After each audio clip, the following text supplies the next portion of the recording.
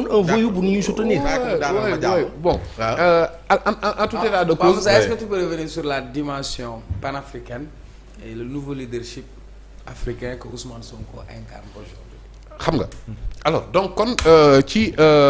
enjeu bi constitué li ñuy wax Sahel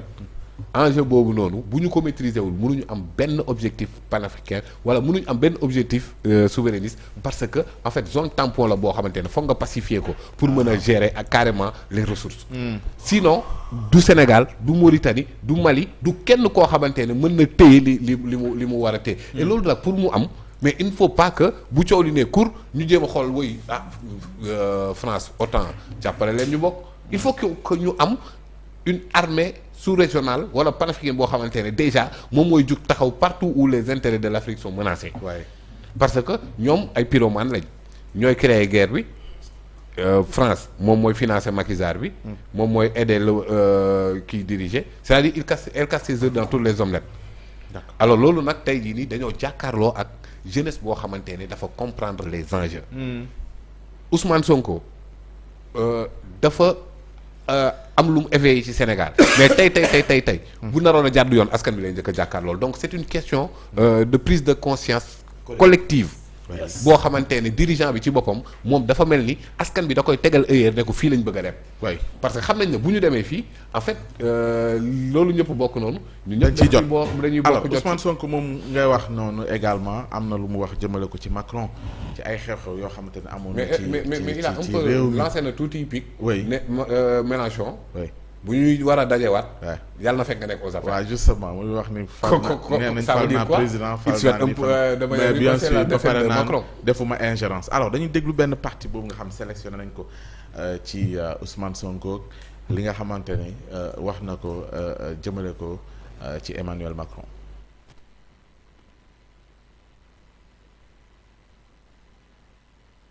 Le polygame que je suis serait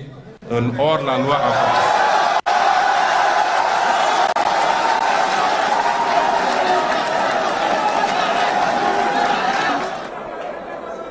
Ce tableau semble assez sombre. Je le dis parce que durant toute la période de persécution extrêmement violente contre tout un mouvement politique au Sénégal, ayant entraîné, causé la mort de plus d'une soixantaine de personnes, des milliers de blessés, plus de 1000 détenus politiques, vous n'avez jamais entendu le gouvernement français dénoncer ce qui se passait au Sénégal.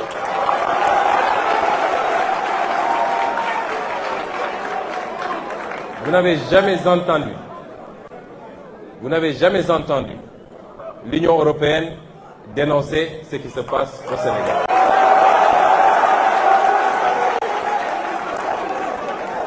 Et pire encore,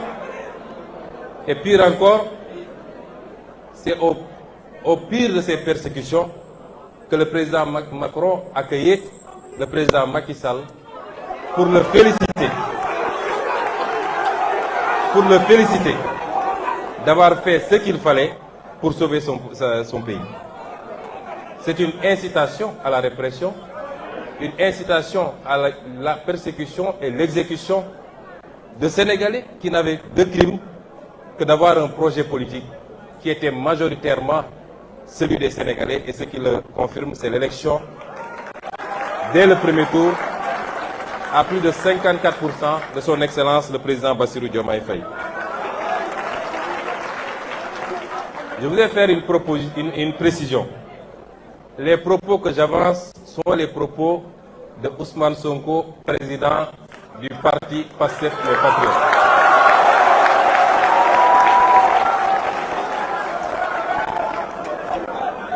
Il est évident que notre posture actuelle, consistant au fait que nous avons à conduire les destinées de ce pays qu'est le Sénégal, nous amènera à collaborer avec tous les États du monde, y compris l'État français, et donc le gouvernement de M. Emmanuel Macron. Mais je peux également assurer que les postures et les positions que nous avons défendues jusqu'à présent en tant qu'opposants seront exactement les mêmes aujourd'hui que nous. kooku mooy Ousmane Sonko njiital Pastef Aliou maa ngi gis bi ñu koy déglu yaa ngi sourire comprendre nga fii Ousmane Sonko waxee ni musuñu dégg Emmanuel Macron rawatina gouvernement am ñu condamné li jotoon am fii ci Sénégal ci manifestation bi doon junju ak bakkan yi joroon. mais xam nga booy condamné mbir il faut que nga xam lu mu doon dans le fond li jot a xew la remarque qui a été faite par Emmanuel Macron comme sénégalais yëpp remarque yu ñuy def mooy à un moment donné Sénégal coow gi bari woon na on était dans une situation d'insurrection te moment boobu ñu ko nekkee entre 2021 et pratiquement ñaari at ci kanam yi ci topp eh bien coow dafa bari woon am ay nit yu dee am ay yàquteef mu am ay nit ñoo xam ne ñi ngi nekk ci landerneau politique bi d'un côté comme de l'autre ñële téye nguur ñii nekk ci opposition bi eh bien favoriser yenn coow yi ba yu bari xew ci réew mi ki nga xam ne nag dafa toog di xamul li xew di seetlu homme politique yi massama ñi nekk ci bitim réew li ñu mën a gis mooy à un moment donné coow bari na yàquteef am na ay nit am nañ ci ay laago ay nit dee nañu mbir mi calmé wu na d'un seul coup te calme boobu moo amoon importance moment boobu te loolu je pense que ni Emmanuel Macron ci loolu la doon wax maanaam mbir mi bu continuer woon coow day gën a jib te peut-être que réew mi mun na tas te république dootul amati xañ na loolu nga xam ne ci foofu la jëmoon ba pare Macky Sall fexe ba loolu arrêté eh bien xañ na ci loolu lay wax et kooku c'est une question de logique mais au même moment ñoom ñi toog fii tel que Ousmane Sonko moo bokkoon ci ñi nga xam ni dañ doon favoriser loolu à tort ou à raison man sama yoon nekku ci mais c'est une remarque que je fais avec des faits bien déterminés ci ay wax ci ay actes qui ont été posés pour que loolu mën a am peut-être que c'était un moyen de se défendre xawma mais une chose est sûre mooy loolu moo fi jot a xew te aujourd'hui moom moo nekk premier ministre. waaw yaa ngi dégg léegi nag retenir naa mbir. mooy collaboration bi nga xam ne muy France muy yeneen dëkk Ousmane Sonko nee na loolu dina am mais ce même Ousmane Sonko moo doon wax il faut que la France nous foute la paix. Quand quelqu'un m'embête jusqu'à un certain point je lui dis pas je peux lui dire laisse-moi tranquille mais si j'arrive à lui dire fous-moi la paix ça veut dire que toll naa ci benn niveau boo xam ne mënatuma la sax gis ci photo laisse-moi tranquille ak fous-moi la paix ñaari wax la laisse-moi tranquille mu nga ko wax ni boo xam ne daf lay xaw a embêté nii mais boo demee ba toll ne nit ki fous-moi la paix toll ci foofu en public je ne l'ai pas dit dans ma chambre je l'ai avec mes amis je l'ai dit en public donc toll naa foo xam ne man France bëggatuma ko sax gis ci photo pourquoi pas ça peut se comprendre parce que ku nekk yow yaa xam li tax ngay wax loolu sauf que boo ko waxee da nga ko war a assumer jusqu'au bout Pape Moussa am na lu fi wax lu am solo mooy on a Ousmane Sonko et son justement président de la République notre président de la République Bassirou Diomaye Faye ont le contrôle du pays c'est simple comme bonjour léegi am na possibilité comme ni Ablaye Wade jotoon a def ak waa Bel-Air jëlee fi élément français d'Afrique il faut le faire immédiatement il faut pas attendre il faut le faire tout de suite base militaire français yi nekk fi ci réew mi nañ ko génne immédiatement bu ñu xaar parce que xam nga lu tax waruñu xaar parce que ñoom loolu la ñu bëgg y a pas besoin de faire des discours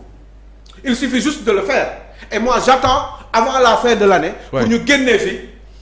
ñu génnee militaire français yi nekk fii yépp ci réew mi bu la neexee ñu leen jëli keneen mais nañ ko def werante xuuxaan tekki tuwéy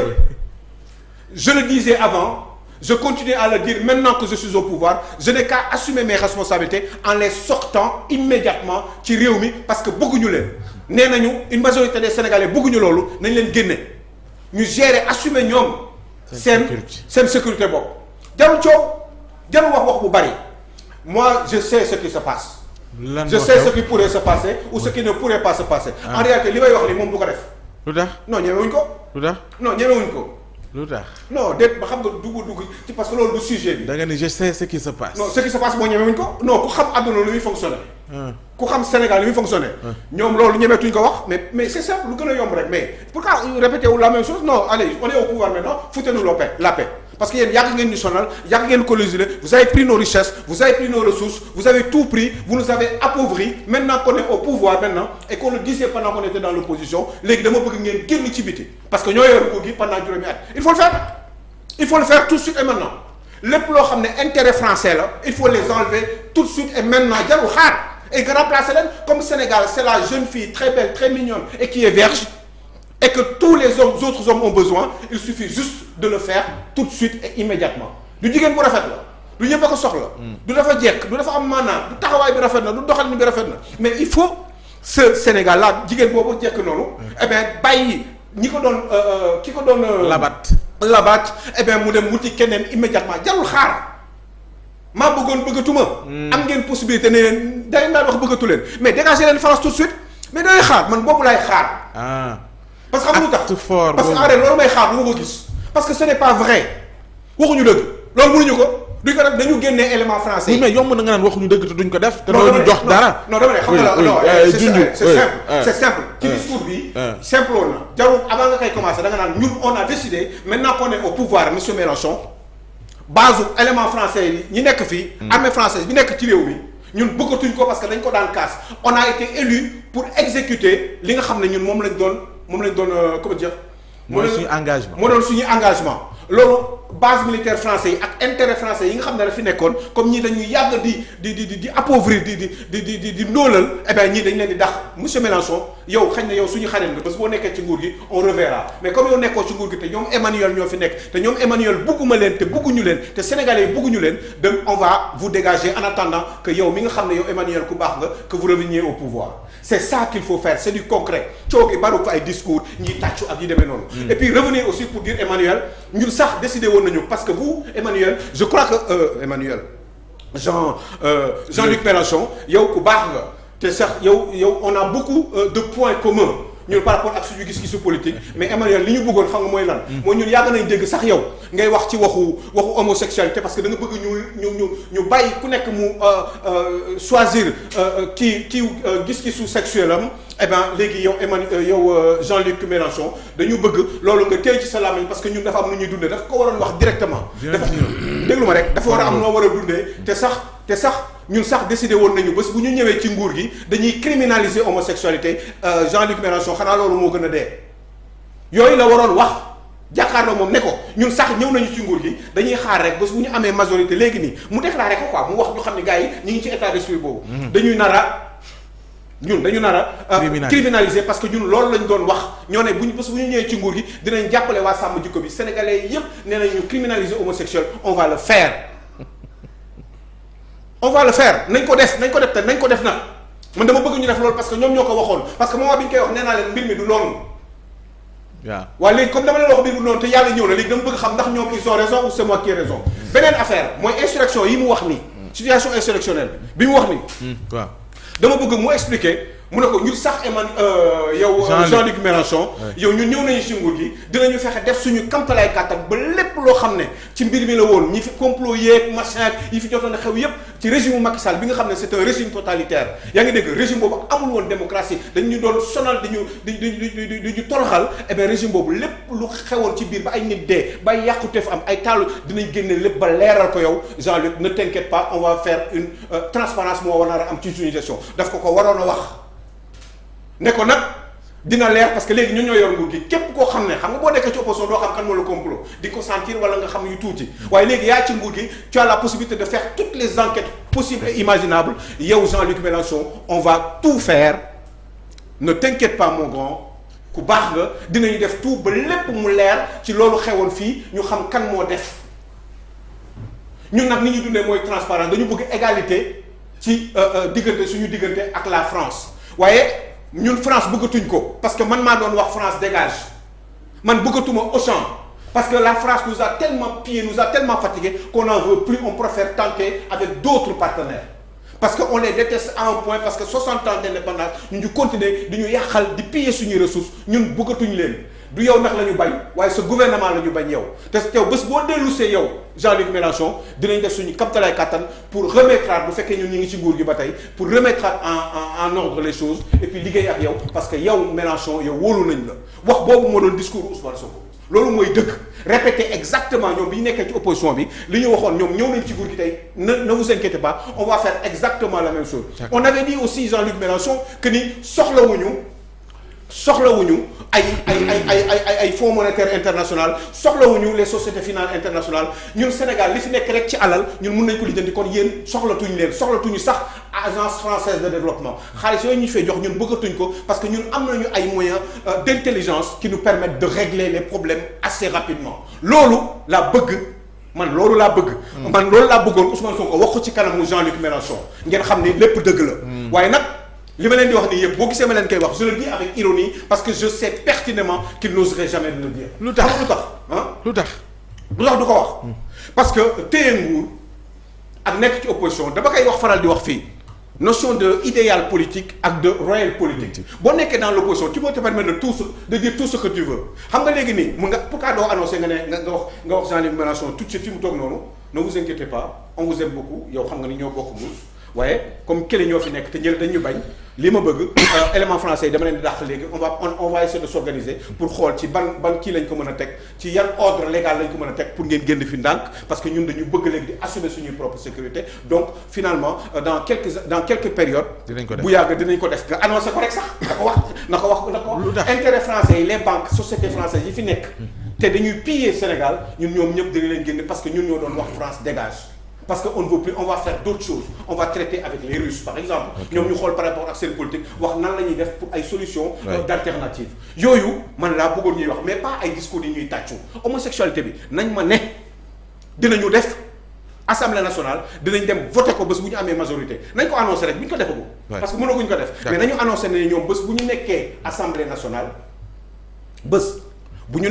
nationale Emmanuel yow lii sa xalaat parce que yow Emmanuel nag foofu nag ñun nag dañoo am suñu culture. bëgg nañ la torop Emmanuel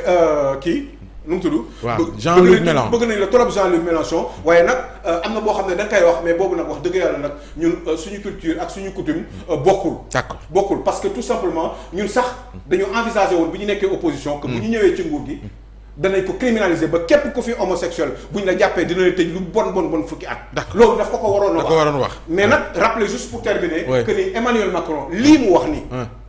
je vous assure bu ñu amoon temps fii. ma dem def ay recherches. génneel leen ko parce que gis naa ko plusieurs fois. Macky Sall a dit exactement la même chose au blanc. lii kii wax ni. lii Ousmane Sonko. non pas Ousmane Sonko kii. Jean-Luc Mélenchon li mu wax lan. mais li mu wax ci relation yi war a am. entre l'Afrique. d'accord en général. oui. et les occidentaux en tout cas les pays à revenu intermédiaire. et les pays développés type de relation bu ñu war a am dañ ko war a xoolaat loolu Macky Sall combien de fois il l'a dit. man nag li may bañ xam nga mooy lan. mooy je ne veux pas que ñu nekk fii pour di def à la limite sax émission bi mënoon nañu ko tuddee benn mbir mënoon nañu ko tuddee kii Mélenchon Sonko Mélenchon. dans la peau de Sonko. parce que on mais mënoon nañu ko tuddi sujet émission bi parce que xam nga lu tax parce que on ne parle que de Ousmane Sonko on ne parle de ce qu'il fait de ce qu'il est de Pastef de Pastef au Tchad de tout ce que tu veux de ce qu'il est de l'avenir du Pastef de l'avenir de l'Afrique non xam nga lan la ñu waroon wax mooy enjeu lii nii li fi xew nii léegi Mélenchon chef d'opposition qui a peut-être un avenir politique éventuellement peut-être pour être président de la République. Ousmane Sonko qui est au pouvoir aux côtés de Diomaye boo xam ne ça fait un binôme boo xam ne ñëpp ñoom ci ko gëm nee nañu moom mooy diw mooy diw. et bien léegi comme noonu la demee et bien yow ñoom seen gis-gis boobu ban enjeu la am sur l'économie semaine prochaine venu ñëw Mélenchon bi est-ce que dina am impact ci politique sénégalaise est-ce que renforcement bi ñuy wax. pour la Sénégal war a def au niveau de la CEDEAO parce que Bassirou Diomaye Faye a dit dina renforcer justement avec des propositions les réformes digganteem ak CEDEAO avec des réformes qui sont faites mais sachant que les réformes sont faites à chaque fois qu'ils se retrouvent ils font des nouvelles réformes dëkk yi dañuy indi ay réformes yu bees donc loolu du kii bi mbir bi kay mooy le renforcement Sénégal dafa renforcer boppam ci biir CEDEAO ak yeneen yoo xam ne dafa am ci àdduna bi est-ce que dañuy génn waroon na ko wax. ci franc CFA bi waroon na wax Mélenchon lan nga xalaat si franc CFA bi yooyu yëpp man loolu laa bëggoon ñu wax ci. moo tax gars yi dañuy ñëw toog jël seen discours di wax ñoom kese. gars yi ñu leen tàccu mais xamuñu li ñuy def. il fallait que Mélenchon lu tax du dajeeg journaliste yi